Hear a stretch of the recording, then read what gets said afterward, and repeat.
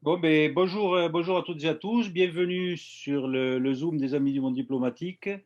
Amis du Monde Diplomatique, association de lecteurs militants actifs autour du mensuel Le Monde Diplomatique, dans lequel nous avons trouvé il y a le mois dernier un article passionnant sur la Birmanie, rédigé par Christine Chaumeau, que vous devez voir à l'écran normalement, qui nous fera la deuxième partie de la conférence d'aujourd'hui. En première partie, ce sera Jérôme Saldegosi, qui est chirurgien orthopédique et qui va régulièrement depuis 2005 en Birmanie pour travailler sur place, former des chirurgiens à sa spécialité. Vous devez voir aussi à l'écran Jean-Pierre Crémou, qui est le correspondant des Amis du Monde Diplomatique de Toulouse, qui va vous dire quelques mots. Et il ne reste plus qu'à vous présenter Dany Bruet, correspondant des Amis du Monde Diplomatique d'Aix-en-Provence, et qui sera notre physionomiste portier, qui admettra ou refusera, mais c'est très rare, les personnes qui veulent venir nous rejoindre sur cette conférence. Jean-Pierre, je te laisse la parole. Oui, un petit mot juste pour souhaiter la bienvenue aux personnes qui vont participer à ce débat et bien sûr remercier nos intervenants sur ce sujet tout à fait sensible et d'actualité. Là, on est en plein vraiment, puisque chaque jour, la situation semble empirer au niveau des violences et des modes de répression. Ce matin, on parlait directement de bombardements aériens. Je pense que vous allez nous donner des informations plus précises là-dessus. Bon, on ne sait pas si on sache, vers quoi on s'achemine. Bon, voilà, je ne vais pas en dire beaucoup plus. C'est encore un drame de plus qui se joue sur notre planète, dans lequel bon, il y a beaucoup de choses qui vont de plus en plus mal, malheureusement. Voilà. Et merci Jean-Pierre. Jérôme, à vous la parole. D'accord, merci beaucoup. Alors, merci de me permettre de m'exprimer ici. Merci aux amis du monde diplomatique parce que je vais depuis maintenant 2005 en Birmanie. J'ai beaucoup d'amis là-bas et qui sont vraiment dans la détresse et donc je souhaiterais apporter un témoignage. Alors, avant d'aller en Birmanie en 2005, je ne connaissais pas beaucoup de ce pays. Je pense qu'ont beaucoup de personnes en France ou dans le monde. J'avais lu un peu Bugdani avec les tigres volants. Je savais qu'Aung San Suu Kyi était prix Nobel de la paix et que c'était un pays très fermé avec une junte très, très dure. Voilà un petit peu, mais je ne savais rien du tout de la population birmane. Je n'avais aucune idée. Alors, il faudrait que je passe le diaporama. Voilà. Alors en fait, l'histoire a démarré en 2005 à l'appel du professeur Alain Patel. Le professeur Alain Patel est un chirurgien orthopédiste parisien qui allait en Birmanie depuis plus de 20 ans pour aider les équipes birmanes. Il faut dire que c'était un pays totalement fermé, extrêmement pauvre, qui n'avait rien. Et donc, le professeur Patel a construit des hôpitaux, a amené du matériel, a aidé à soigner les gens et a fait connaissance avec l'ensemble des chirurgiens birmans. Et en 2005, les chirurgiens birmans ont dit à M. Patel, écoutez, vous nous avez beaucoup aidé, on a un gros problème quand même avec les enfants qui ont des déformations de la colonne vertébrale, des scolioses, on ne sait pas les traiter, il faut nous aider. Donc de retour en France, le professeur Patel a contacté notre société et a demandé un volontaire pour aller là-bas et voir et essayer de les aider. Et donc j'ai choisi d'aller là-bas en 2005, la première fois, avec un anesthésiste, on a été deux à partir. Alors, on était au départ un petit peu, il faudrait que j'avance, on était au départ un petit peu inquiet parce qu'on ne connaissait pas du tout ce pays. Et on est arrivé en fait à Rangoon, l'ex-capitale, donc au Rangoon Orthopedic Hospital, qui est en fait une ancienne léproserie qui avait été construite par les Britanniques. Vous voyez, avec des toits en tôle ondulée, un système un peu rudimentaire. Et cet hôpital, finalement, avec l'aide du professeur Patel, il avait construit un bloc opératoire, amené du matériel de réforme de France et finalement, il y avait des conditions qui étaient assez acceptables pour faire des interventions. Voilà, donc en fait, on a commencé à nous montrer les premiers patients. Nous a montré 5 patients qui étaient quand même assez déformés. On voyait qu'ils n'avaient aucune connaissance là-bas de la scoliose et que les patients étaient laissés à l'abandon quand on voit l'ensemble de ces patients. Donc On a vu ces patients et on a commencé à les traiter. On a fait une intervention chirurgicale tous les jours. Donc, pendant la première semaine, on les a opérés.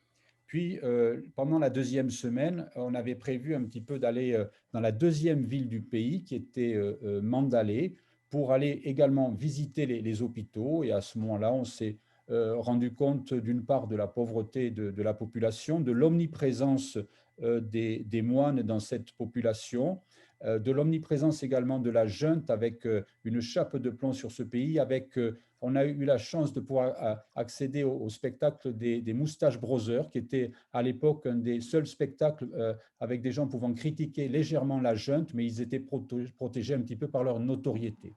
On a vu également que le professeur Patel avait fait beaucoup aussi à Mandalay, en créant même les premières ambulances du SAMU, à l'image de ce qui se faisait déjà en France. De retour à Rangoon, on a participé à une conférence à la Myanmar Orthopédique Association sur la scoliose. On a donné une conférence avec l'ensemble des orthopédistes de Rangoon qui étaient là pour cette conférence. Et puis surtout, nous sommes retournés à l'hôpital pour revoir les patients qu'on avait opérés avec, somme toute, des résultats qui nous paraissaient pas mal, des conditions correctes pour pouvoir opérer tous ces patients. Et le jour du départ, je dois dire qu'on a eu pas mal de remerciements qui étaient en fait ces sourires des patients qu'on avait opérés. Et donc, avec tout ça, on était convaincus qu'il fallait vraiment revenir dans ce pays pour les aider, pour les former et pour soigner l'ensemble de ces enfants qui autrement n'auraient pas pu être pris en charge. Et donc, on a décidé les années suivantes de retourner dans ce pays. Alors, bien sûr, on n'a pas trop de temps, donc on a décidé de faire 2 missions par an de 15 jours. Et pour augmenter le nombre d'enfants qu'on pouvait soigner,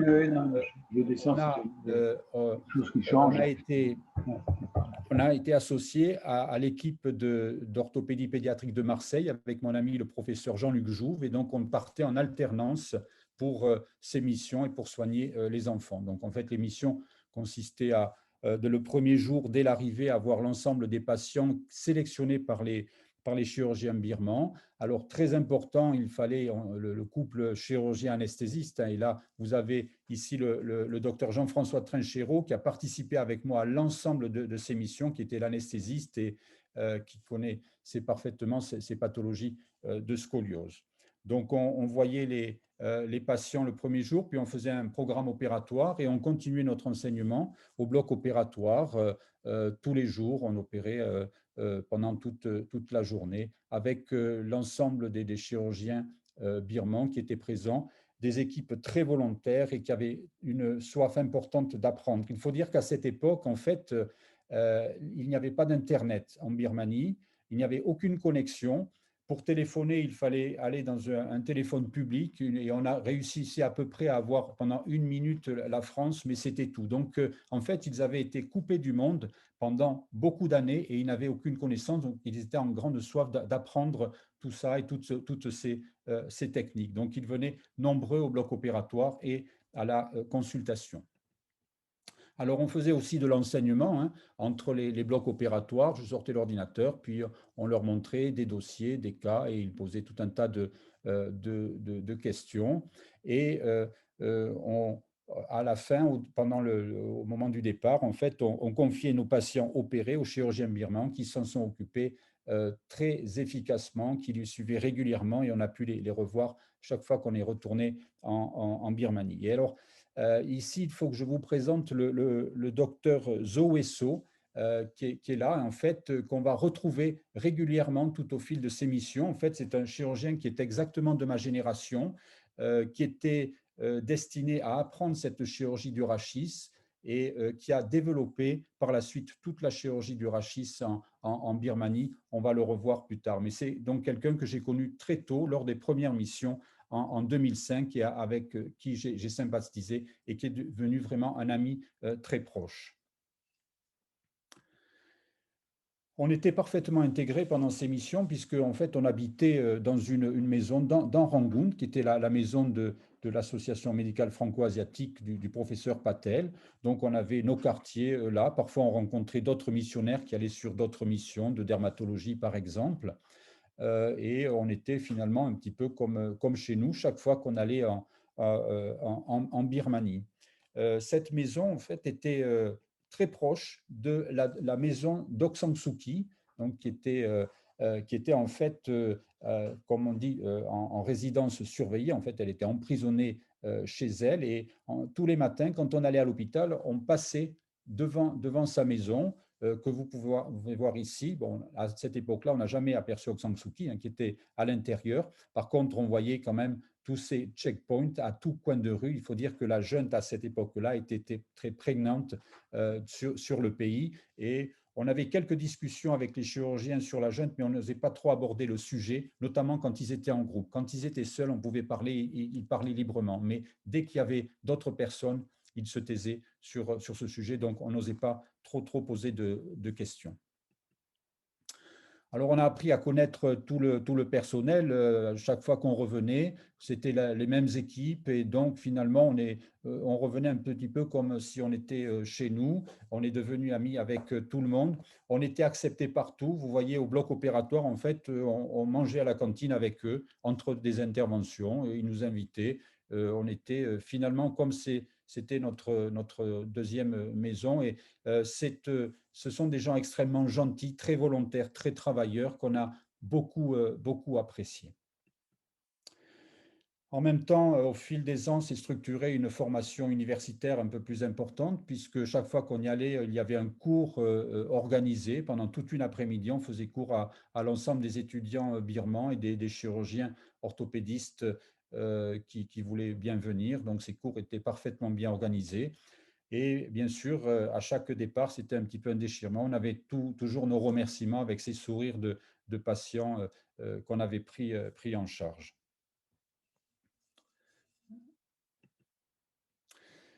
Durant ces premiers séjours, on a eu la chance je ne sais pas si c'est une chance, mais en tout cas, on a pu visiter un des hôpitaux militaires. Au bout de quelques années, on avait fait connaissance avec un chirurgien militaire qui nous avait invités.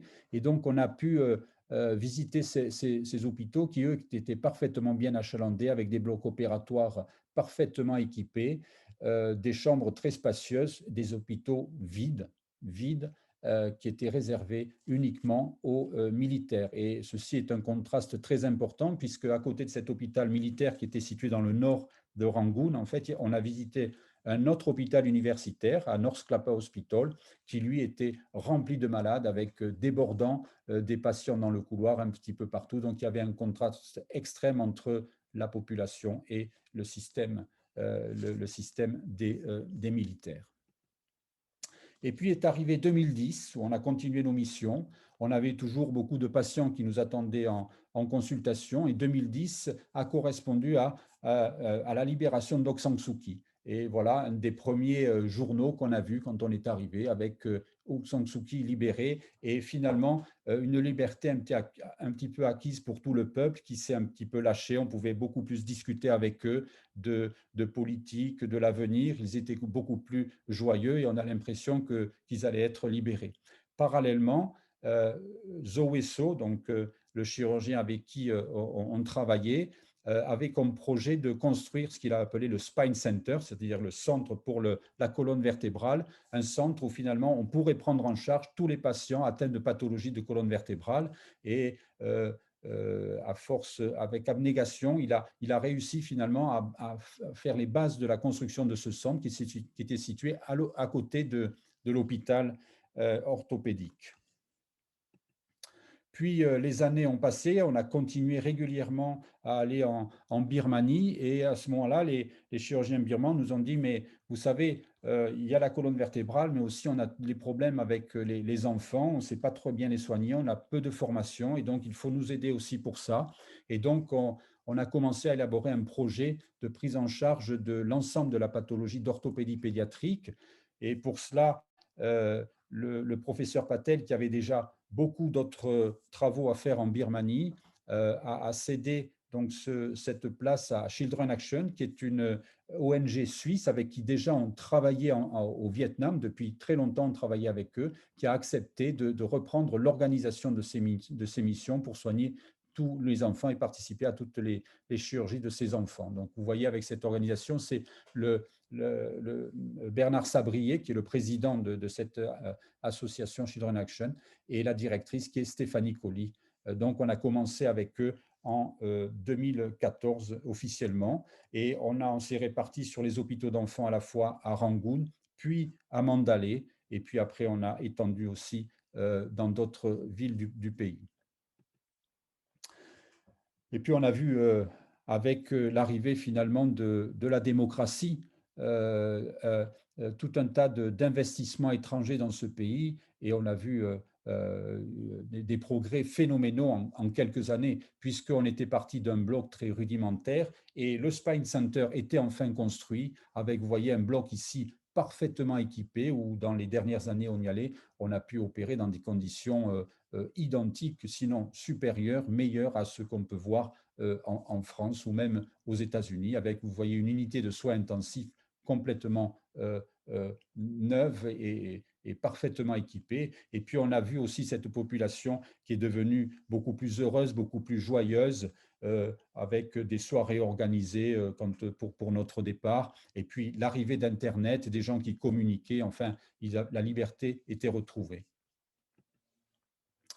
Et puis aussi, on a mis en place comme un diplôme universitaire pour l'orthopédie pédiatrique, pour former, enseigner tous les orthopédistes pédiatres, conjointement entre Children Action et également l'université de Rangoon. Il faut dire qu'à cette époque-là, le professeur Zo Esso, donc, qui nous accompagnait depuis le début, était devenu le recteur de l'université et avait souhaité organiser ce diplôme pour enseigner à tous les orthopédistes qui le souhaitaient, l'orthopédie pédiatrique, pour qu'ils puissent soigner l'enfant dans l'ensemble du pays. Et là, c'est la remise des premiers diplômes, la première promotion d'orthopédistes pédiatres. Alors bien sûr, pour faire ces cours, nous, ce n'était pas suffisant, donc on a fait appel à d'autres orthopédistes pédiatres français, et je dois dire qu'une grande partie de notre société d'orthopédie pédiatrique a participé à ce projet. Par la suite, le professeur Zo, qui était devenu le recteur de l'université, nous a remis le diplôme de professeur associé de l'université, et nous avons pu l'inviter en France en 2019 à donner une conférence lors de notre congrès annuel pour nous expliquer l'évolution de l'orthopédie pédiatrique en Birmanie, la formation des étudiants et ses projets pour l'avenir. Et là, c'était en novembre 2019, et à ce moment-là, tout s'est arrêté pour cause de pandémie que vous connaissez. Et là, donc, on n'a pas pu retourner en Birmanie. Le professeur Zo, lui, a été chargé de gérer le problème du Covid à Rangoon, dans l'ensemble de la ville. Donc, c'était le responsable, et il a parfaitement bien géré cette situation. Nous, on restait ici, comme vous, un peu coincés, un peu confinés. On avait en tête nos images, nos souvenirs qu'on avait. Alors, on a trié les diapos. Il faut dire qu'on a des milliers de diapos montrant les enfants birmans, un peu joyeux. Voilà, on était un peu nostalgique de tout ça. Et puis, parmi les diapos que j'ai triées pour cette conférence, j'ai retrouvé celle-ci. Celle-ci parce qu'il y a une religieuse là, qu'on retrouvera plus tard les religieuses dans cette conférence. Mais celle-là, vous voyez, faisait son travail ordinaire. Elle a mené une patiente à la consultation, ce qu'elle devait faire et son seul travail finalement. Et on avait aussi ces images d'infirmières du bloc opératoire. On avait un petit peu quelques souvenirs. Voilà, c'est les souvenirs de Birmanie qu'on avait, en espérant qu'une fois le Covid passé, pouvoir y retourner pour reprendre contact avec les chirurgiens, continuer la formation et continuer à travailler avec eux. Quelques images encore du peuple birman, qui est un peuple qui vraiment est très, très chaleureux, très, très gentil, pour ceux qui ont la chance de le connaître, et qui n'aspirait qu'à une chose, c'était la liberté et être heureux. Et puis surtout, ces photos de patients opérés, j'en ai mis quelques-unes. J'ai calculé, on a dû opérer entre à peu près 500 patients depuis 2005. Voilà. j'ai mis quelques-unes, je n'ai pas pu les mettre toutes. Et puis finalement, le 1er février est arrivé ce que tout le monde sait, c'est-à-dire le coup d'État en Birmanie, avec cette photo qui a fait le tour du monde, hein, c'est passé sur YouTube, ce professeur d'aérobic qui ne savait pas qu'il y avait un coup d'État. Voilà. Et là, le drame a commencé. Et à ce moment-là, le professeur Zoweso, donc avec qui on travaillait depuis 2005, qu'on avait formé, qui était proche d'Aung San Suu Kyi, a finalement pris la tête du mouvement de désobéissance civile et a dit non, c'est pas possible, on ne veut plus retourner dans l'ignorance et dans la dictature, et ils se sont rebellés. Et il faut dire que les premiers à se rebeller ont été les médecins. À l'initiative, un des initiateurs était le professeur Zo, les médecins et les infirmières.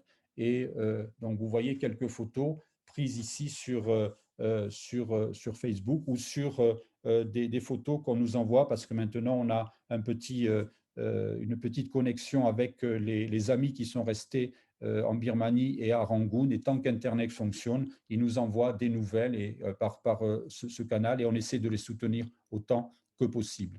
Et finalement, ce mouvement a pris beaucoup. Alors, vous voyez ici l'ensemble et les infirmières, ici devant le Spine Center, qui était tout neuf, prêt à accueillir encore des patients, mais maintenant qui n'est plus en fonctionnement.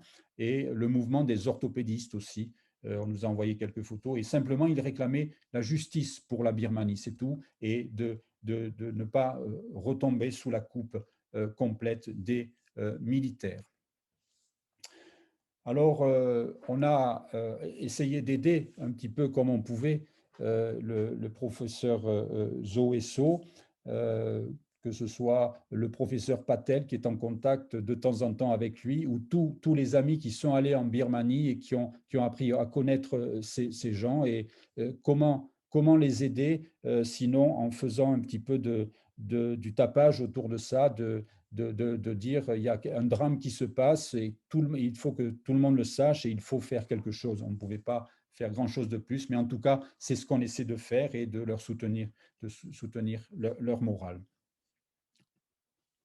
Il faut dire que, en fait, c'est la rébellion de tout un peuple. C'est 50 millions de personnes contre 500 000 militaires. Voilà, tout le peuple est pour la démocratie, ou pratiquement tout le peuple, et veut le retour d'Aung San Suu Kyi. Et quand vous voyez ces images qu'on nous envoyait, j'ai reçu sur mon téléphone quotidiennement de gens qui faisaient des manifestations, voilà. Et on se demande pourquoi finalement on est arrivé à la suite, parce que tout le monde était pour Aung San Suu Kyi et il y a eu la création finalement d'un gouvernement, je ne dirais pas parallèle, d'un vrai gouvernement élu démocratiquement dans les urnes, mais refusé par les militaires. Et ce nouveau gouvernement actuellement qui cherche à se faire reconnaître, en fait, vous voyez que le professeur Zo est membre de ce gouvernement, donc est devenu le ministre du Travail et est actuellement très actif, bien sûr.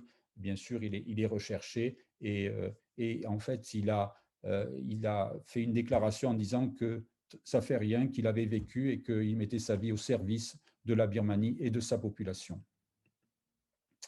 Alors, bien sûr, ça a dérapé, hein, comme vous savez, c'est-à-dire que progressivement, là, il y a eu des tensions. Au début, c'était des bombes lacrymogènes, puis rapidement, c'était des balles en caoutchouc et puis des balles réelles. Et toute la jeunesse birmane qui, eux, avaient connu la démocratie, ne voulait pas retourner dans la dictature et s'est emparée de ce mouvement. Et on fait des barricades, on manifestait malgré le danger, mais bien sûr, la lutte est très inégale. Quand on voit tous ces manifestants ici avec des semblants de boucliers, des bâtons contre des militaires lourdement armés avec des balles réelles. Parce que la réalité, elle est là. Vous avez des étudiants, pratiquement des enfants. Ces étudiants, nous, quand on est allé là-bas en 2005, finalement, on en a peut-être vu, croisé, on en a peut-être soigné qui sont là dans la foule, qui ont maintenant 20 ans ou 25 ans et qui font partie de cette rébellion.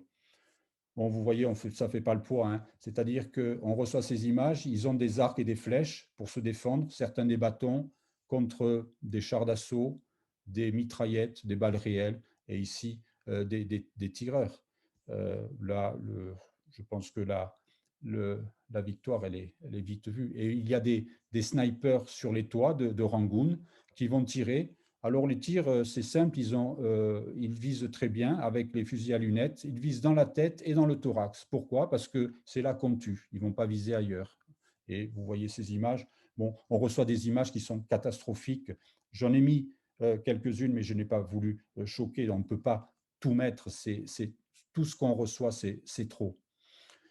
Les militaires ont occupé les hôpitaux, ici l'hôpital de Mandalay, ce qui fait que les gens ne peuvent plus être soignés. Donc actuellement, les médecins vont soigner dans des cliniques gratuitement les manifestants. Ils essaient un peu de faire ce qu'ils peuvent au péril de leur vie, parce qu'à tout moment, quand ils sont dans les cliniques, l'armée peut arriver et ils font ce qu'ils veulent. Ils peuvent en tuer, ils peuvent en prendre, les emprisonner. Donc c'est très dangereux pour eux, mais ils continuent. Alors bien sûr, on a ces images exceptionnelles que tout le monde a vues aussi, hein.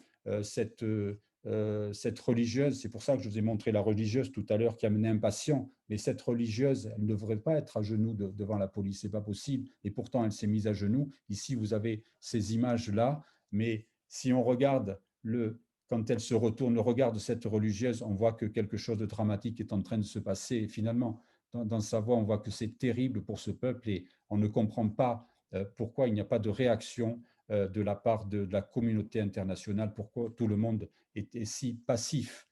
Il y a cette icône des manifestantes, cette fille, vous voyez, qui avait écrit sur son t-shirt « Everything will be okay », c'est-à-dire « tout ira bien ». Elle était manifestante et quelques heures après, elle a pris une balle dans la tête et elle est morte. C'est devenu une icône de la révolte. Alors, devenir une icône à 20 ans, je ne sais pas, il y a des destins qui sont un peu meilleurs, mais bon, c'est comme ça. Ce n'est pas la seule. Il y a aussi quelques actes de bravoure. Ici, dans Rangoon, des manifestants qui ont été faits prisonniers dans un quartier par l'armée et l'ambassadeur de Suisse qui est allé parlementer pour les faire libérer. Voilà, quelques actions d'éclat, mais finalement bien peu. Et puis d'autres images qui ne sont pas montrables. Voilà. Quand on reçoit ici ces dessins, cette femme enceinte avait protégé des manifestants, de jeunes manifestants. L'armée est arrivée, il lui a tiré une balle dans la tête. Voilà. On peut pas, on montre le dessin, on ne peut pas montrer autre chose. On ne peut montrer que des dessins qu'on reçoit en permanence de meurtres et d'assassinats faits par l'armée. La jeunesse, les enfants birmans comparés aux autres enfants. Mais malgré tout, je souhaite vous montrer ces images-là. Ici, c'est des gens qui ont été pris chez eux. On les a sortis de chez eux, ils sont agenouillés et on se demande quel sera leur sort. Et vous voyez, il y a des gens qui filment des habitations et il faut qu'ils fassent attention parce qu'ils sont mis en joue par l'armée. Cette fille, elle demandait qu'à vivre, elle est toute jolie, elle demandait qu'à être heureuse et la liberté. Et un sniper lui a tiré une balle dans la tempe, elle est morte. Et cette fille, je suis désolé de vous montrer ces images, mais c'est l'horreur, mais c'est la réalité, il faut en prendre conscience. Ils sont allés chez elle, ils ont tiré une balle dans la tête, ils l'ont jetée par la fenêtre du 5e étage en disant qu'elle s'était suicidée parce qu'elle a eu peur de l'armée qui était rentrée chez elle. Voilà. Ça c'est la Birmanie, c'est la réalité.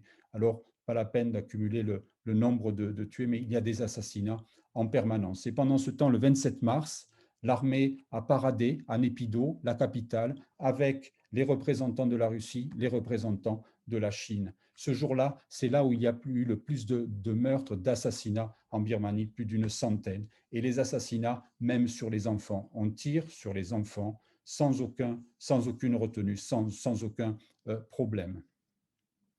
Le dernier image que je veux vous montrer, c'est cette jeune étudiante infirmière qui était un chantre de la révolte. Pareil, elle a été assassinée froidement, une balle dans la tente par un sniper. Alors bien sûr, en attendant, il y a l'ONU, le Conseil de sécurité qui se réunit. Ça, c'est les dessinateurs birmans qui ont envoyé ça. Et vous voyez ce qui résume parfaitement la situation. Pas besoin de traduction. Je pense qu'ici, vous avez le russe, le chinois. Et puis, ceux qui disent, on ne parle pas le birman, mais on peut imaginer qu'on condamne, on est contre, c'est pas bien. il faut, attention, et puis celui-là qui va dire à la fin blablabla. Voilà. Alors que finalement, le peuple birman demande l'aide de la communauté internationale, demande l'aide de l'ONU et demande le R2P. Le R2P, en fait, c'est une résolution de l'ONU de 2005 qui avait dit que l'ONU a la responsabilité de protéger contre les crimes de guerre, contre les crimes contre l'humanité, mais c'est une résolution finalement qui est bien vaine quand on voit ce qui se passe en Birmanie. Actuellement, la Chine vient de refuser la nouvelle résolution. On commence à attaquer les ethnies minoritaires, on commence à les bombarder. Le nombre de morts s'accumule. Actuellement, plus de 500 ou 520 recensés, mais il y en a probablement beaucoup plus. Et il y en aura beaucoup plus. Et on va vers la guerre civile, vers le massacre des populations. Voilà, c'est pour ça que de notre côté, on a travaillé depuis 2005 avec le professeur Zoesso, c'est devenu un ami, c'est finalement un des leaders de la révolte birmane. Il nous a demandé de le dire, de le faire savoir à toutes les communautés, à tout le monde, et il nous a demandé d'aider à sauver le Myanmar. C'est pour ça qu'on essaie de se battre actuellement avec les petits moyens qu'on a. Nous, on risque rien, on n'est que des paroles. Alors, comme disait l'un d'entre nous, les paroles, ça donne bonne conscience, les actes, ça engage. Voilà. Et donc, je pense qu'il faut s'engager pour le Myanmar. En tout cas, je vous remercie de m'avoir permis de m'exprimer, de diffuser ces messages. Je vous remercie. Merci, professeur Saldegosi. C'est effectivement un témoignage fort et éprouvant parce que on n'est pas forcément coutumier de ces images-là. Je continue sur le débat. Oui, excusez-moi. Oui, il y a beaucoup de choses et il commence à y avoir des questions dans le chat. Je vous invite à utiliser l'outil de conversation chat pour envoyer des questions et que l'on reprendra ensuite après l'intervention de Christine Chaumont, qui va nous parler peut-être suite à l'article qui est paru au mois de mars dans le Monde diplomatique, où déjà les événements commençaient à être... Enfin, le coup d'État avait eu lieu et donc on parlait de la résistance de la jeunesse birmane, justement, ce que vient de nous rappeler Monsieur De Gozi. Voilà, donc on va reparler de ça tout de suite. Il faudra, mais ça viendra dans le débat aussi, il faudra revoir, vous avez parlé de religieuses, on sait très bien aussi le rôle que quel est le rôle des moines bouddhistes aussi dans cette affaire-là, comment ils se positionnent. On sait qu'il y avait eu des positions de certains moines bouddhistes, je ne dis pas que c'est tous les moines bouddhistes, qui étaient particulièrement intolérantes vis-à-vis de la communauté Rohingya, taxée bien sûr, qui sont musulmans. Bon, bref, on reparlera de tout ça ultérieurement, mais là, dans un premier temps, Christine Chaumont peut-être va nous présenter sa propre vision de la situation actuelle. Oui, vous m'entendez? Bonjour à tous. Oui, bonjour. Oui, alors je ne sais pas si vous voyez le partage d'écran, ça doit être une image, un dessin. Est-ce que vous voyez l'écran que j'ai partagé? Non? Oui, je ne sais pas. Si, c'est bon, Christine. C'est bon, d'accord. Moi, je le vois, donc je pense que si je le vois, les autres doivent le voir aussi. D'accord, très bien. Bon, merci de me recevoir. Merci pour cette conférence, pour parler de la Birmanie, ouais, d'une situation, en effet, comme l'a décrite le docteur Saldegosi, absolument dramatique et terrible pour un peuple et une population qui malheureusement se retrouve après 10 ans d'une parenthèse un peu dorée de démocratisation, à nouveau plongée dans une situation dramatique. 10 ans effectivement d'une parenthèse qui est dans une histoire longue de la construction de la Birmanie, en fait, parce que le but de mon propos va être un peu de rappeler historiquement ce qu'est la Birmanie. Et c'est vrai, ce à quoi on assiste aujourd'hui est absolument terrible, mais encore une fois, il faut le replacer dans une histoire longue. Alors, ce qui s'est passé le 1er février, c'est que les militaires n'ont pas voulu que se tienne le Parlement, en fait, qui venait d'être élu. Le 1er février, c'était la date d'inauguration du Parlement élu aux élections du 8 novembre 2020. Ces élections du 8 novembre avaient permis une victoire absolument gigantesque de la Ligue nationale de la démocratie, donc de Aung San Suu Kyi. Donc, c'était reconduite de ce gouvernement qui, depuis 2015, était aux manettes. Et ça avait... tout le monde espérait en effet voilà, que les choses étaient rentrées dans l'ordre. Il y avait une deuxième élection et tout le monde espérait, voilà, tout va se passer. Enfin, la démocratie prend complètement sa place en Birmanie. Mais depuis quelques mois avant le scrutin, les militaires avaient souligné qu'ils n'étaient pas forcément très heureux de ce qui se passait. Ils ont contesté les résultats du scrutin du 8 novembre en disant qu'il y avait eu des infractions, que les listes électorales n'étaient pas tout à fait régulières. Bon, alors contre toute évidence, parce que le scrutin a été validé au niveau international. Et ils espéraient aussi qu'après le scrutin, comme je vous raconte dans cette... il y a eu un cessez-le-feu qui a été signé entre l'armée birmane et l'armée de l'Arakan. Donc, l'Arakan, c'est une région qui est située à l'ouest de la Birmanie, dont on a beaucoup entendu parler en 2016, 2017, 2018, parce que c'est la région d'où sont originaires les Rohingyas. Donc cette population minorité musulmane qui a été victime d'un véritable nettoyage ethnique par l'armée birmane et qui a entraîné une fuite de 800 000 personnes vers le Bangladesh voisin.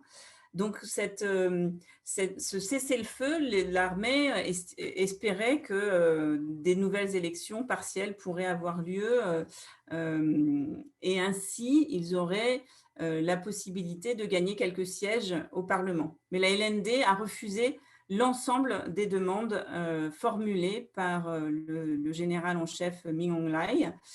Et du coup, voilà, on a eu le 1er février à 3h du matin, Aung San Suu Kyi était arrêtée. L'ensemble des membres du Parlement élus qui s'étaient rendus à Naypyidaw pour être inaugurés au nouveau Parlement ont été également retenus dans cette espèce de grand compound militaire. Alors, c'était très étonnant parce que en 2016, quelques semaines après la prise de fonction d'Aung San Suu Kyi, elle venait de prendre ses fonctions en tant que conseillère d'État. Donc, je reviendrai sur ce poste de conseillère d'État. Et j'étais allée visiter ces parlementaires de la Ligue nationale de la démocratie. Donc, ils étaient absolument heureux et ravis enfin, après des années à vivre dans l'opposition, à avoir été aussi emprisonnés pendant une vingtaine d'années, certains d'entre eux, ils se retrouvaient là à Naypyidaw et ils pouvaient enfin prendre leur rôle de membres du Parlement à la suite des premières élections libres depuis 50 ans. Et ce qui était étonnant, c'est qu'ils étaient logés dans une structure qui était une ancienne des baraquements militaires, en fait. Et ce qu'il me disait à l'époque, je l'avais écrit aussi pour ceux qui lisent Le Monde diplomatique, je l'avais écrit à l'époque aussi, il me disait, voilà, ce qu'on risque le plus, c'est les militaires. Et effectivement, le 1er février, pour les militaires, ça a été très simple, en fait. Ils ont fermé les portes de ce baraquement et l'ensemble des parlementaires de la LND étaient entre les mains des militaires. Et donc, c'est dans ce compound, dans ces baraquements, comme le disait Jérôme Saldegosi, qu'ils ont pris quelques jours après le coup d'État, ils ont pris la décision de prêter serment, malgré tout, et de dire, eh bien, nous allons former un Parlement, quoi qu'il en soit, qui est en opposition avec le Conseil d'État, donc la junte militaire. Et du coup, on a un espèce de double représentation de la Birmanie, la représentation militaire, qui est soutenue par la Chine, en effet, d'une certaine façon, par la Russie, et une représentation qui essaye de trouver sa place sur la scène internationale, qui est le comité représentant de ces parlementaires élus par le peuple et pour lesquels l'ensemble de la population s'est levé dès le 2 février. Et alors ça, c'est absolument très fort en termes de résistance, de capacité à mobiliser, à résister. Il y a eu un mouvement, comme le disait Jérôme Saldegosi, qui est né parmi les médecins, et c'est pas innocent, en fait, en pleine crise du Covid, que ce soit les médecins qui aient appelé un mouvement de désobéissance civile et qui a pris naissance de manière parcellaire. Enfin, moi, j'ai suivi ça sur les réseaux sociaux parce que, voilà, on pouvait suivre ça très, très vite sur les réseaux sociaux à l'époque, sur Twitter en particulier. Et on a vu germer ces réactions de désobéissance civile dès le 2 février en disant, ben voilà, nous, on arrête de travailler. Ici, on arrête de travailler. Ici, on arrête de travailler.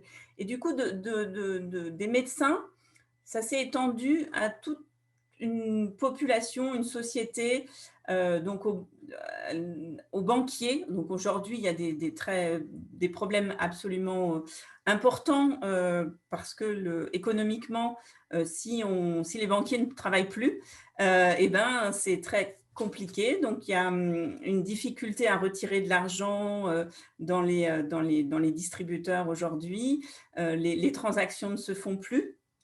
Et ce mouvement de désobéissance civile a pris une ampleur extrêmement large dans tous les secteurs de la société. Alors, voilà, donc excusez-moi, je n'ai pas repris tout à fait le sens de ma conférence, mais c'était pour vous dire effectivement qu'il y a eu ce mouvement de résistance très, très, très, très, très rapide. Pour revenir un peu en arrière sur ce que c'était que ce gouvernement militaire, mixte militaire-civil, entre Aung San Suu Kyi et l'armée, il faut revenir à 2008. En fait, il y a une constitution en 2008 qui est adoptée par l'armée, enfin qui est rédigée par l'armée. Et cette armée écrit une constitution en disant, voilà, nous sommes prêts à aller vers une voie pour démocratiser le pays, mais ce sera une démocratie florissante et disciplinée. C'était les termes repris par le dictateur de l'époque.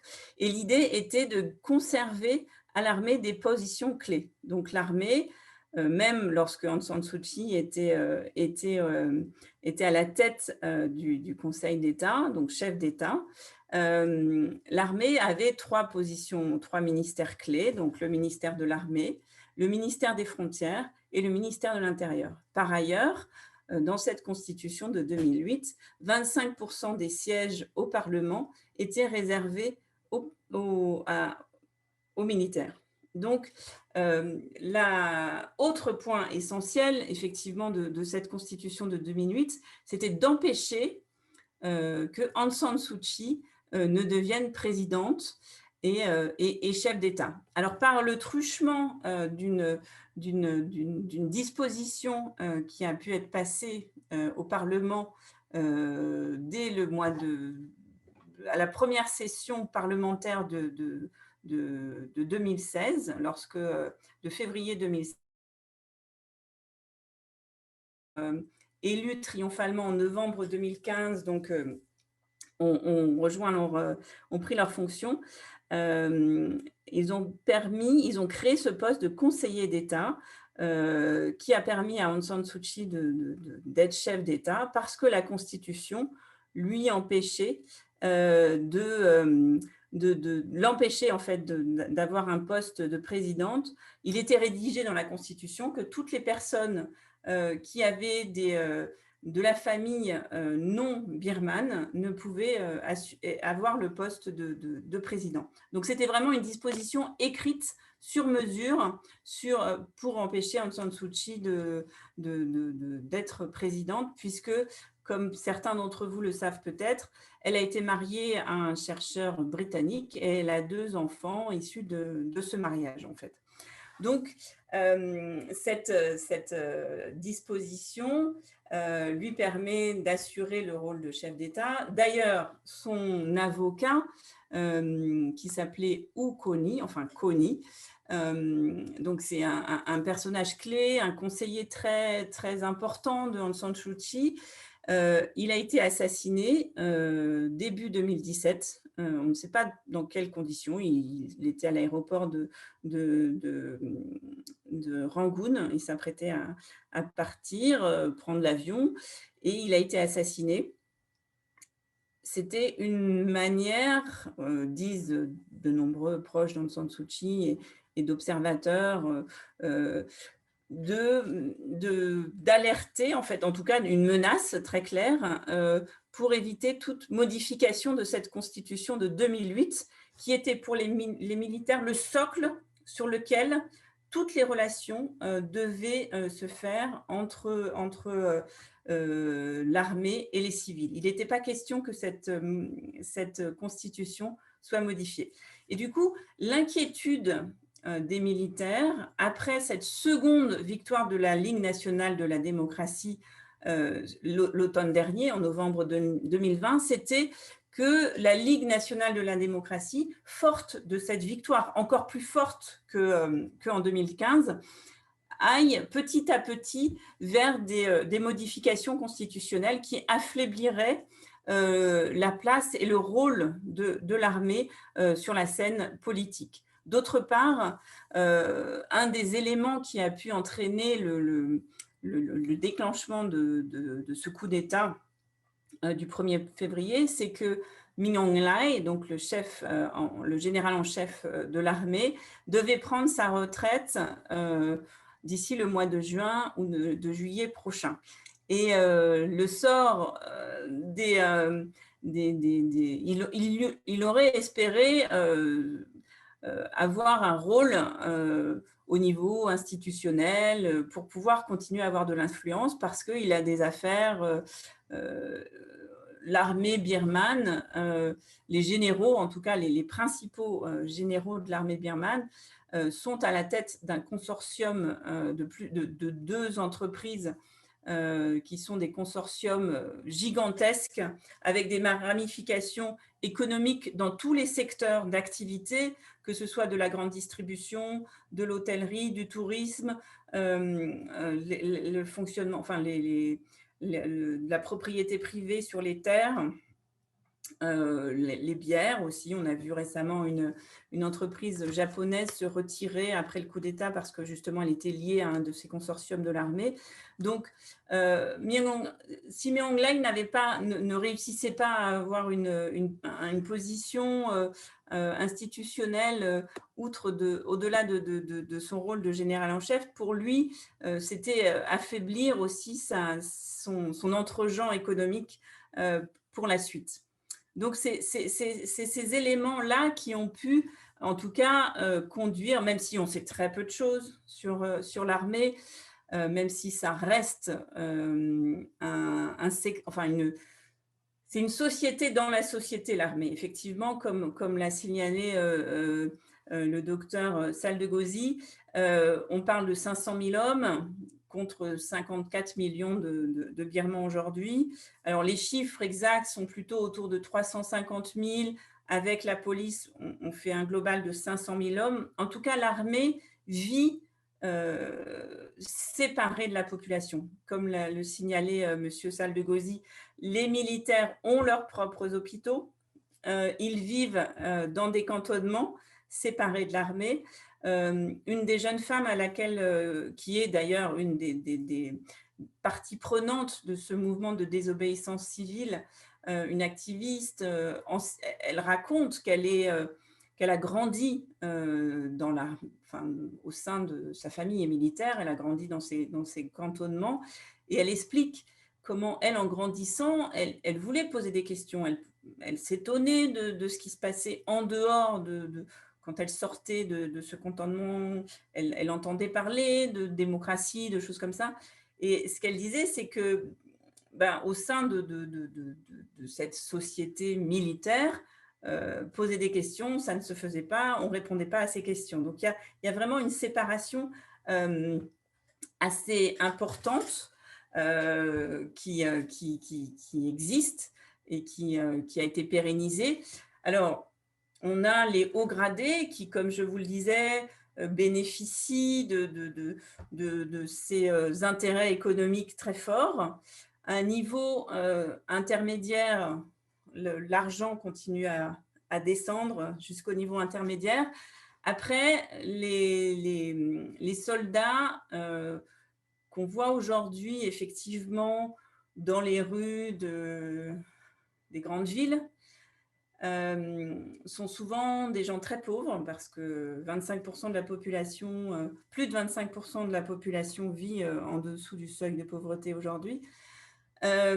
Donc l'armée est pour ces populations pauvres un moyen aussi de sortir de la pauvreté.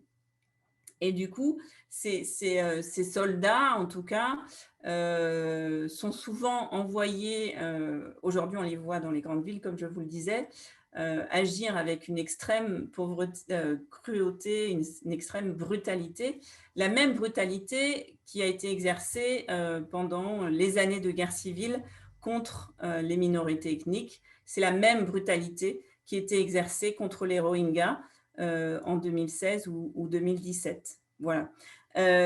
Du coup, c'était aussi pour répondre à une des questions posées dans le chat. Et ce qui est intéressant ce qui est aussi important à savoir dans l'histoire de la Birmanie et pourquoi on en arrive là aujourd'hui, c'est que l'armée est au cœur de la construction du pays. En fait, l'armée précède même la construction de l'État birman, puisque la Birmanie, en fait, n'existe pas en tant que telle dans les frontières actuelles, est une émanation d'une décision britannique, en fait. En 1937, la Birmanie est séparée, qui était donc une colonie britannique, est séparée de l'Empire des Indes. Pendant tout le 19e siècle, on a eu 3 guerres entre les Britanniques et les peuples birmans, qui sont birmans, jusqu'en 1885. En 1885, l'ensemble de l'espace birman était sous domination britannique, intégré dans l'Empire des Indes. En 1937, on découpe donc une partie de cette région pour en faire la Birmanie. Et donc, dans cet espace géographique, coexistent des populations, des ethnies qui jusque-là étaient parfois vassales les unes des autres, enfin des royautés qui se sont menées la guerre avant que la colonisation britannique ne fige les choses. Donc là, on est en 1937. La Seconde Guerre mondiale arrive.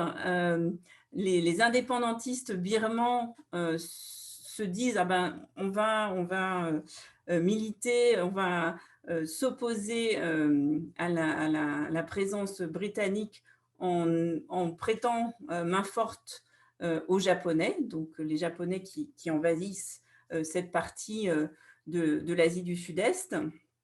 Donc on a un groupe qu'on appelle les 30 camarades qui sont formés par les troupes japonaises Un des personnages clés de ces 30 camarades, c'est Aung San, le général Aung San, c'est le père d'Aung San Suu Kyi, qui est une personnalité mythologique, mythique carrément, enfin, complètement, et qui aussi permet à Aung San Suu Kyi d'avoir cette place particulière dans l'histoire du pays. Aung San est considéré comme le père de la nation. Donc, ils sont formés par les Japonais, mais pendant la Seconde Guerre mondiale, certains groupes ethniques se rallient aux Britanniques, alors que les Bamars combattent donc dans un premier temps avec les Japonais. Voilà, ce que je voulais vous montrer une carte, j'espère que vous la voyez.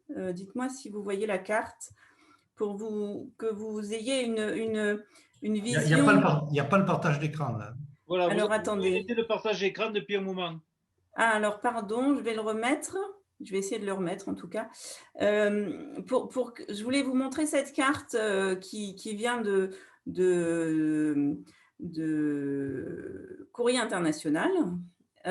Et pour vous montrer un peu est-ce que vous voyez la carte? Là, c'est bon maintenant. Oui, oui, vous voyez.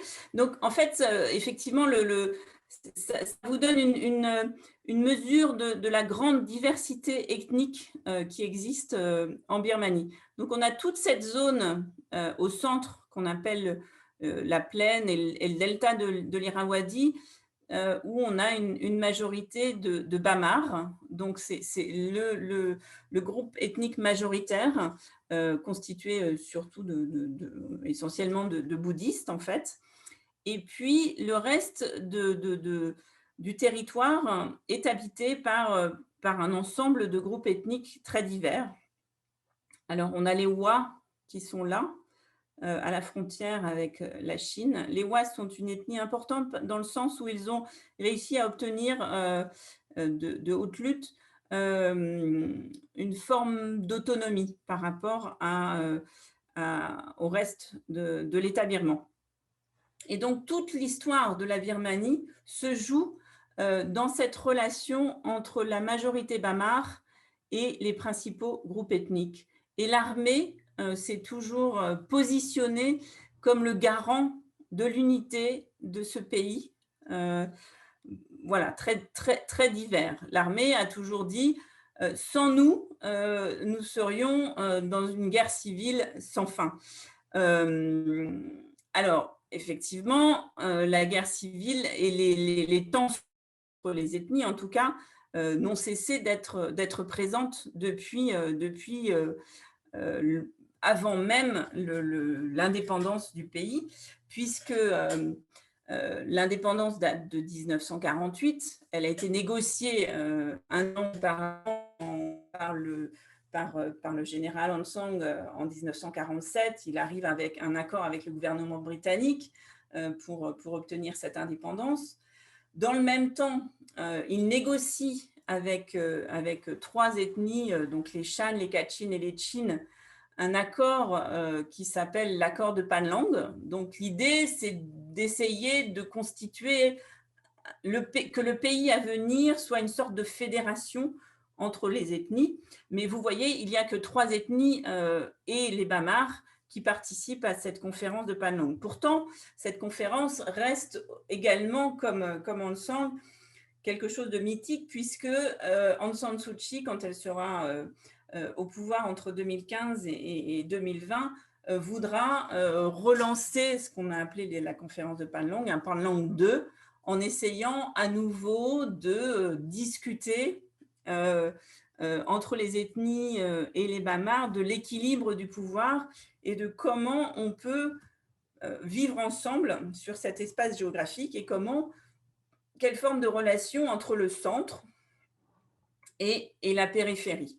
Quel type, est-ce qu'on peut arriver à une fédération, enfin, quel type de relation ou une très forte décentralisation. Enfin, c'est un enjeu absolument central de l'histoire birmane. Aung San est assassiné en juillet 1947. Donc voilà, le destin du pays se poursuit sans lui. Le pays devient indépendant en 1948. entre 1948 et 1958, on a une dizaine d'années d'une démocratie parlementaire qui fonctionne assez bien, malgré tout, avec une grande vivacité au terme de partis politiques. Bon, effectivement, il y a une insurrection communiste très forte à la frontière avec la Chine. Et l'armée, finalement, dit non, c'est trop instable, on va prendre le pouvoir. Donc, l'armée prend le pouvoir en 1962, avec à sa tête un dictateur qui s'appelle le dictateur Ne Win, qui était lui-même un de ses 30 camarades fondateurs de l'armée birmane. Et donc, l'armée birmane, la Tatmadaw, comme on l'appelle, devient et demeure depuis, enfin, entre 1962 et 2011, lorsqu'elle s'auto-dissout en quelque sorte, et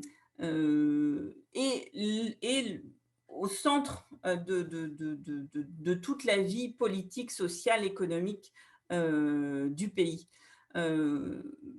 Donc, comme l'a dit M. Sall de Gauzy, le pays est complètement fermé. Il y a un gouvernement socialiste qui se met en place, une autarcie qui ne permet pas à la population de véritablement se développer, une très, très grande pauvreté. On a néanmoins quand même comme dans un certain nombre de pays socialistes, une attention particulière à l'éducation. Donc, on a quand même une éducation, en tout cas dans les villes. Dans les campagnes, c'est beaucoup plus difficile. La période importante, enfin, tout au long de ce gouvernement militaire, il est marqué par des révolutions, des révoltes, des insurrections. Il y en a en 74, en 79, toujours avec les étudiants acteurs principaux de cette confrontation à l'armée. Mais une des confrontations qui reste la plus importante, c'est celle qu'on a appelée la révolte 8-8-8, parce que c'est le 8 août 1988 que la population se mobilise en masse contre l'armée, après une démonétisation qui la rend complètement exsangue. Et là, l'insurrection est fortement réprimée.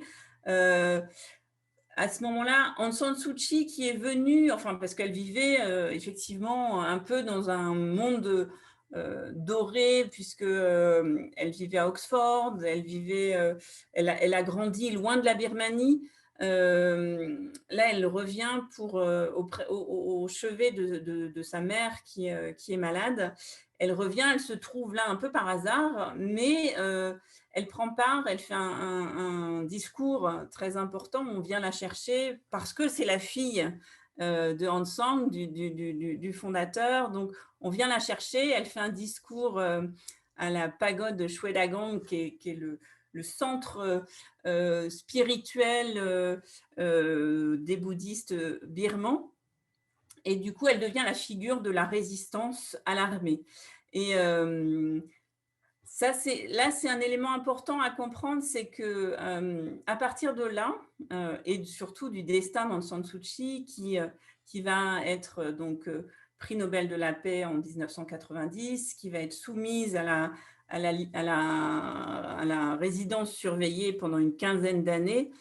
En Occident, on raconte l'histoire de la Birmanie entre une figure très belle, une femme belle, avec une orchidée dans les cheveux, et une armée birmane absolument affreuse. Effectivement, c'est le blanc et les noirs.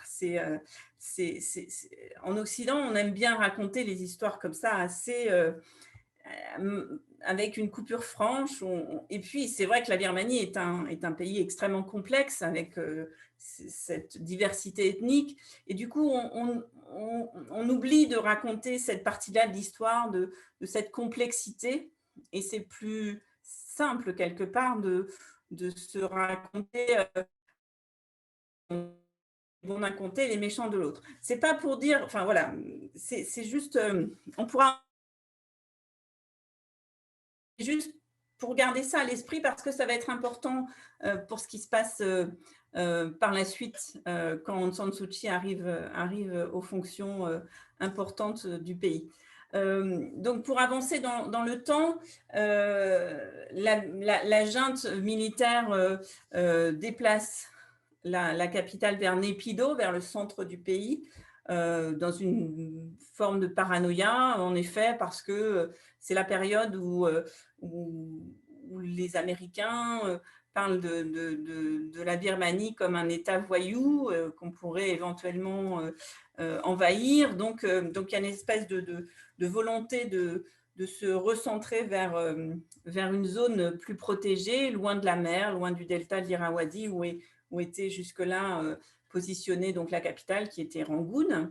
Donc ça, c'est un déplacement qui se fait du jour au lendemain, avec des fonctionnaires qui sont complètement forcés à aller dans cette capitale créée de toutes pièces, avec des immenses avenues. Enfin, c'est absolument le mot dystopique est très à la mode actuellement, mais c'est assez juste d'utiliser ce mot dystopique pour ce lieu. En septembre 2007, on a une révolution de Safran qui est menée par des moines, aussi une révolte contre justement la brutalité de l'armée, la pauvreté. Un des tournants qui est important aussi à avoir à l'esprit, c'est le cyclone de Nargis en 2008. On a à peu près 100 000 morts suite à ce cyclone qui ravage le delta de l'Irrawaddy.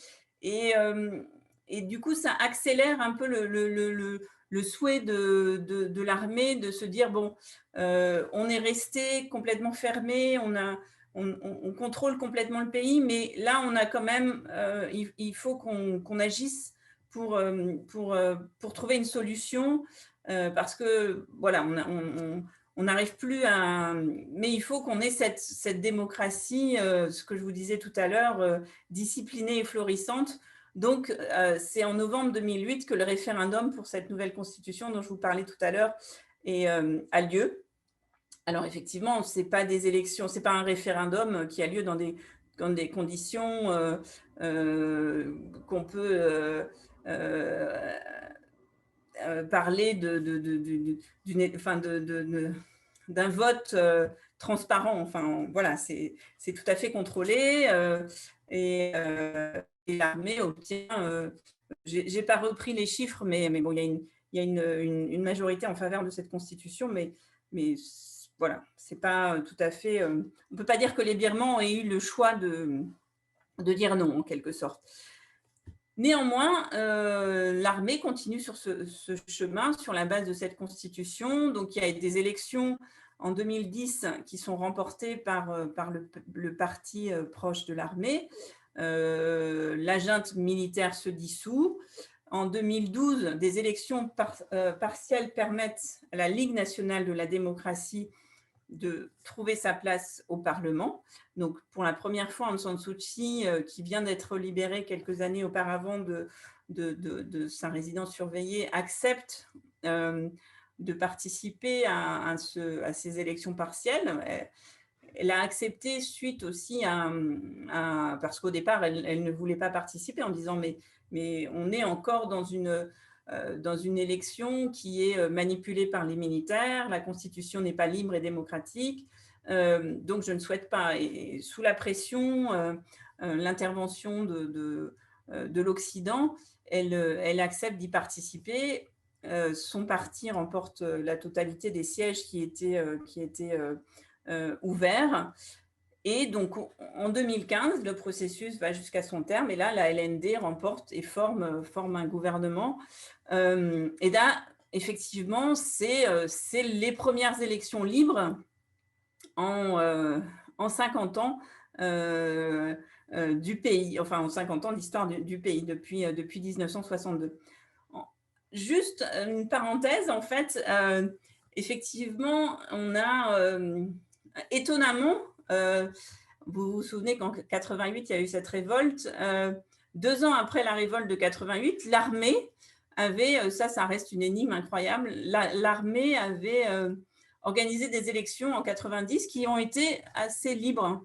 Et la Ligue nationale de la démocratie avait remporté de manière magistrale ces élections, mais les militaires ont immédiatement empêché le processus d'aller à son terme. Aung San Suu Kyi, qui avait pu participer à ces élections, a été immédiatement remise en résidence surveillée, et l'ensemble des personnes qui étaient élues, enfin qui s'étaient présentées comme candidats en 90 ont été soit emprisonnés, soit ils ont pu partir en exil, se cacher. Voilà, donc c'est juste pour vous raconter que ce qui se passe aujourd'hui évoque quelque part ce qui s'est passé en 90. C'est-à-dire qu'en 90, ça a été beaucoup plus court. Il y a eu un processus de démocratisation qui a été mis en place après cette révolte de 88, mais tout de suite interrompu. Là, l'armée a laissé 10 ans de ce processus démocratique, 10 ans qui ont absolument bouleversé la société. Absolument, puisque effectivement, on est dans une société de l'Internet avant 2010, avant 2012. Comme le rappelait le docteur Saldegosi, pour se connecter à l'extérieur, il fallait, c'était extrêmement compliqué pour acheter, vous vous souvenez des SIM cards, de ces cartes pour se connecter. Certains amis avec qui j'ai parlé, je leur ai demandé, mais ils m'ont confirmé, j'étais tellement abasourdie, ils me disaient qu'il fallait $1000 pour acheter une carte de connexion pour téléphoner à l'étranger. Donc, c'était absolument pas possible. Et du jour au lendemain, enfin en quelques mois, on est passé de cette fermeture à une ouverture totale, quasi totale sur le monde. Donc, du coup, ça a bouleversé la manière dont les Birmans voyaient le monde et la manière dont ils étaient avides de vivre comme tout le monde, en fait. Voilà.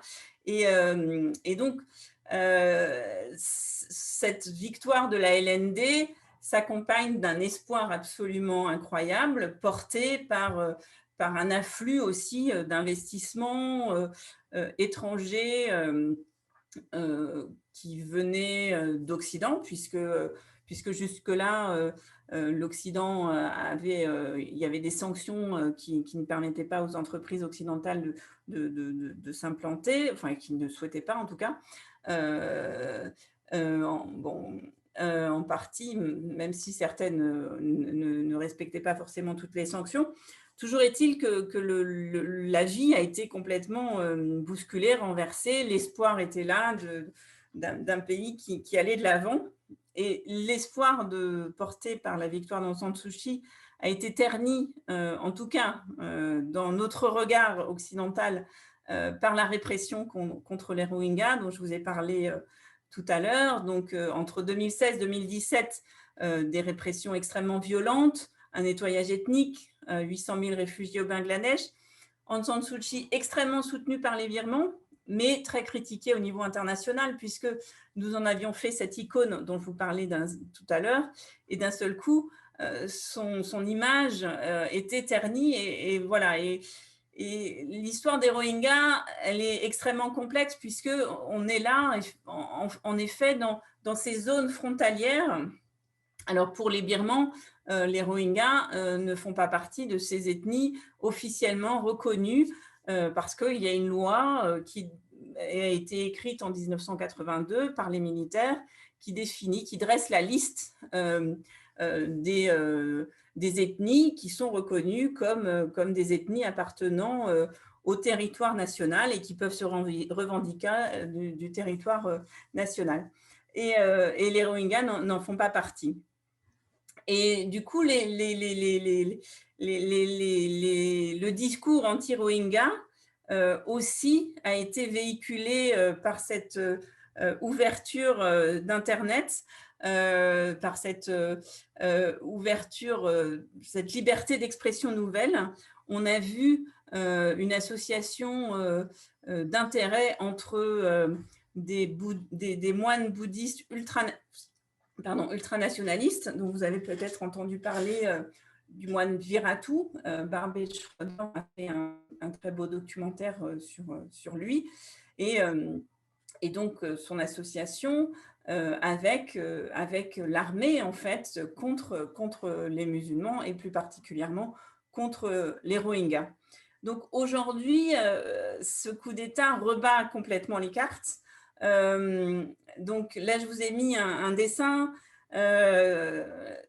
qui est très intéressant parce que c'est cette nouvelle génération qui écrit « Vous vous êtes trompé de génération. You mess with the wrong generation. » Parce qu'en effet, toute cette nouvelle génération qui a pris la tête du mouvement depuis le 1er février est extrêmement habile avec Internet. Elle a su jouer dans les premiers jours de sa capacité à se connecter. D'ailleurs, je pense que la junte ne s'attendait pas à une telle réaction de la population aussi massive contre eux.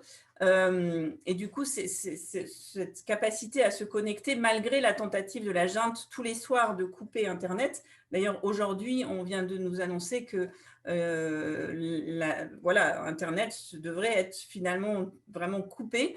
Et donc, en tout cas, les principaux fournisseurs d'accès ont eu ordre par la junte d'arrêter de fournir Internet. Donc voilà, est-ce qu'on va encore avoir des informations sur ce qui se passe à l'intérieur du pays? Et voilà, ce que vous a transmis Jérôme Saldegossi, cette capacité que les Birmans ont depuis bientôt 2 mois, en fait, même 2 mois, on est le 1er avril, de nous informer, de nous raconter ce qui se passe, de nous envoyer ces photos, c'est extrêmement important pour eux et essentiel dans ce qui se passe. Voilà, je crois que je vais m'arrêter là pour laisser du temps aux questions. Voilà, voilà, on peut parler de ce qui va se dire après, comment ça peut se jouer au niveau international, mais je veux laisser de la place aux questions. Voilà. Merci à Christine Chaumeau pour cette intervention assez complète sur la situation de la Birmanie depuis l'existence de ce pays, puisqu'on a bien compris que c'était un héritage là aussi de la colonisation britannique, d'une certaine manière, y compris l'affaire des Rohingyas, si j'ai bien compris. J'ai noté assez peu de questions, mais je vais quand même les relayer. Il faudrait arrêter le partage d'écran, peut-être. Oui, pardon, excusez-moi. Merci. On y reviendra plus tard. Dans les questions que j'ai notées, il y en a une de Nathalie qui reprend un certain point que l'on a déjà vu peut-être. Ne faut-il pas nuancer un affrontement entre pro-démocratie et les autres? Certes, le régime issu du coup d'État est abominable, mais le gouvernement précédent n'a-t-il pas laissé massacrer plus de 400 000 Rohingyas dans des conditions tout aussi horribles que la répression actuelle? Donc, je vous donne les autres questions, comme ça on pourra reprendre ça ensemble.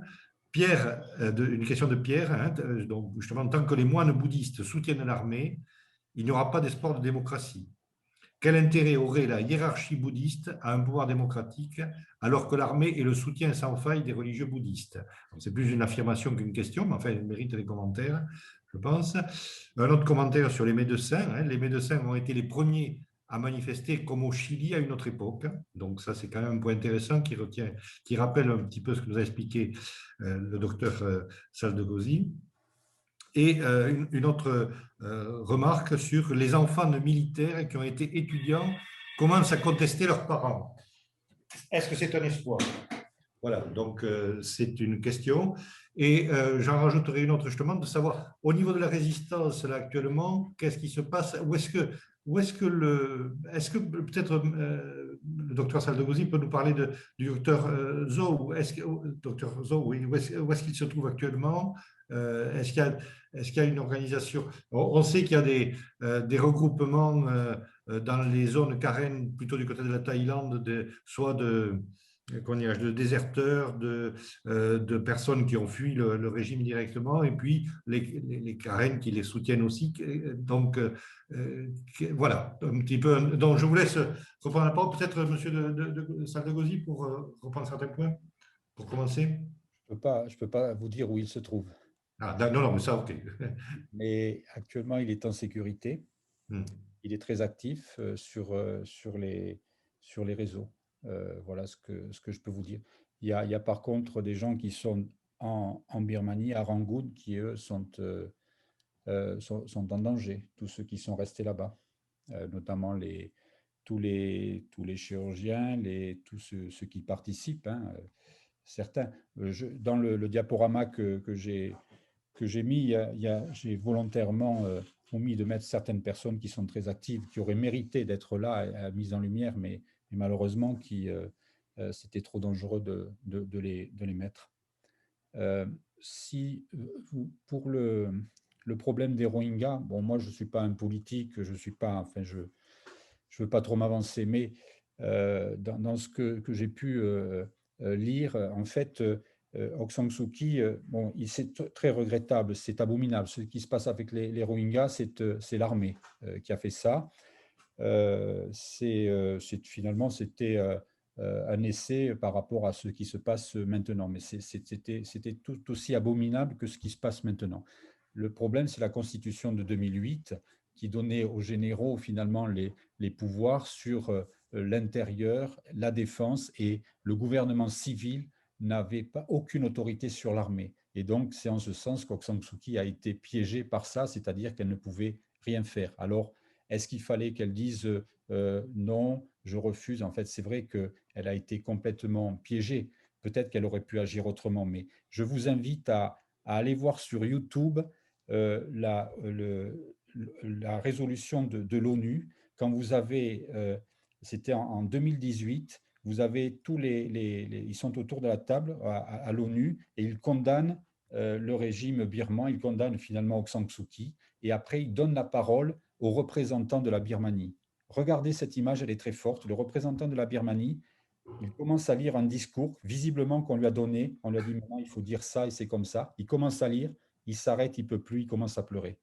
Allez voir cette image et ça veut tout dire. C'est-à-dire que je pense que c'est abominable ce qui s'est passé avec les Rohingyas, mais on ne peut pas dire qu'Aung San Suu Kyi a pris parti pour l'armée à ce moment-là. Elle n'avait, à mon avis, pas d'autre choix. Enfin, c'est mon avis. Mais allez voir, tout est dit, je pense, sur YouTube. Vous tapez sur ONU, résolution pour les Rohingyas, et vous avez le représentant de la Birmanie. En 10 secondes, tout se joue et tout est dit. Si vous avez le lien YouTube, vous pouvez le mettre sur le chat, éventuellement. Là, je ne l'ai pas comme ça, mais je l'ai trouvé assez facilement. Donc, d'accord. Voilà. Oui, en fait, je pense qu'Aung San Suu Kyi est une Bamar, c'est-à-dire elle représente la majorité bouddhiste Bamar. Pour avoir participé, travaillé sur la Birmanie depuis les années 90, j'habitais en Asie du Sud-Est à l'époque. Elle n'était pas connue pour son... Elle était représentée effectivement comme une personnalité absolument charismatique, mais elle n'est pas connue pour sa souplesse et pour sa capacité à écouter. Et je pense que ses prises, elle a peut-être manqué de... On ne peut pas la condamner, mais elle aurait peut-être pu jouer différemment. Effectivement, elle était contrainte par la Constitution de 2008 à faire des concessions par rapport aux militaires, mais elle était quand même allée défendre devant la Cour internationale de justice l'action des militaires contre les Rohingyas. Et il est probable qu'elle aurait peut-être pu jouer différemment. En tout cas, il n'en reste pas moins qu'elle a été soutenue par la majorité du peuple birman représenté par les Bamars bouddhistes lorsqu'elle défendait l'armée face aux condamnations internationales. D'ailleurs, avant qu'elle aille à La Haye, à la Cour internationale de justice pour défendre contre les accusations de génocide, on avait des grands panneaux dans les rues de Rangoon, représentant Aung San Suu Kyi à côté de My Aung Hlaing. Donc, pendant qu'elle était au pouvoir, on ne peut pas dire qu'elle ait beaucoup non plus agi en faveur des minorités ethniques. D'ailleurs, c'est ce que dans les premières semaines après le coup d'État du 1er février, les minorités ethniques sont restées extrêmement en retrait. Les représentants des minorités ethniques sont restés très, très, très en retrait par rapport au coup d'État, parce que pour eux, c'était un combat au sein des Bamar, entre la Ligue nationale de la démocratie et l'armée, au sein de la majorité bouddhiste Bamar. Et c'est ce qu'on a vu dans les manifestations, c'est qu'il y a peut-être enfin au sein de la population un renversement. On a vu des personnes dire « Ah oui, enfin je comprends ce qui s'est passé dans envers les minorités ethniques. Enfin je comprends ce que les Rohingyas ont subi. » Et là, ce qu'essaye de faire ce gouvernement civil qui représente effectivement le gouvernement élu, hier,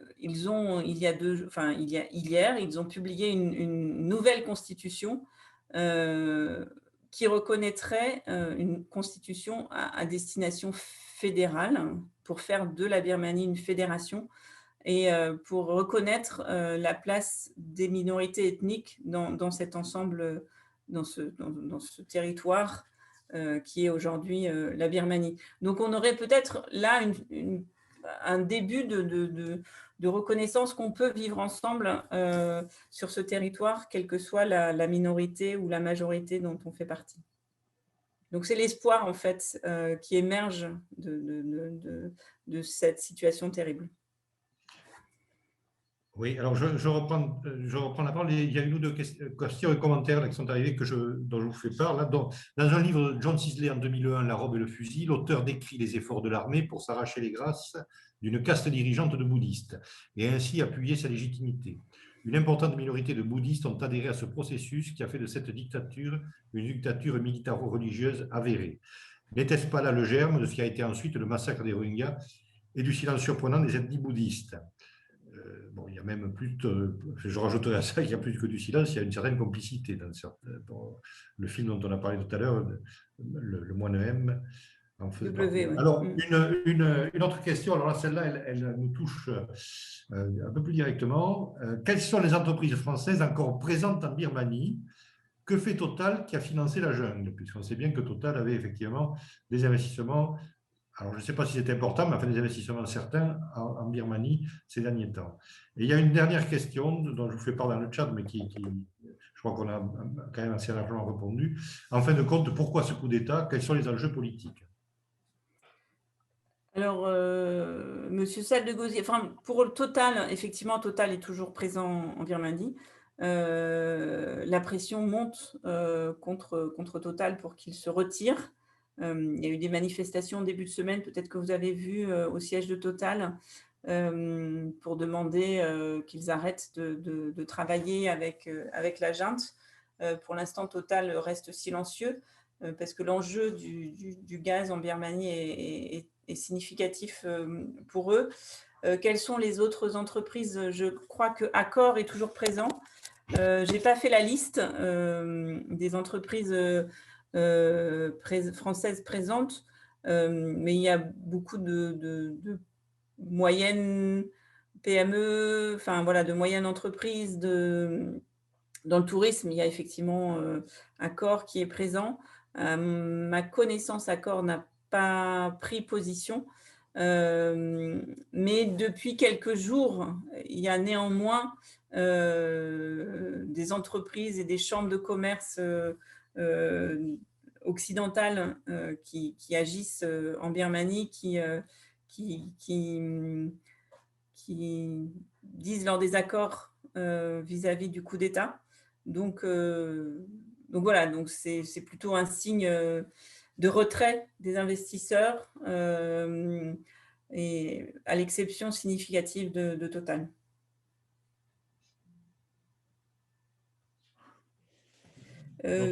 Oui, je ne sais pas si vous voulez ajouter quelque chose. Monsieur Saldegosi, peut-être? Ce sont les informations que j'ai. Et total, c'est en 2019, plus de 220 millions de dollars versés comme taxe à la junte, aux militaires.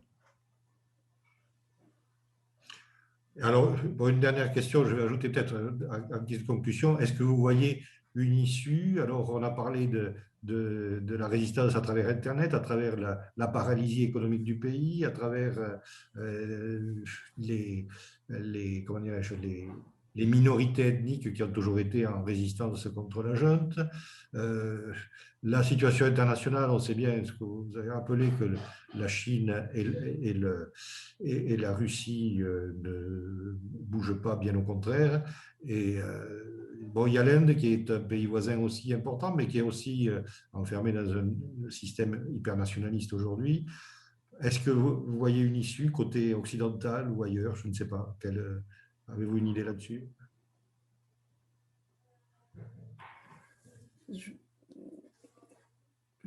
Monsieur Saldegosi, vous voulez intervenir? Non, je n'ai pas d'idée. Je pense que malheureusement, ils vont soit vers l'écrasement de la population et le retour à une zone, enfin, une situation catastrophique, soit vers une guerre civile et qui, je ne sais pas comment ça va se terminer.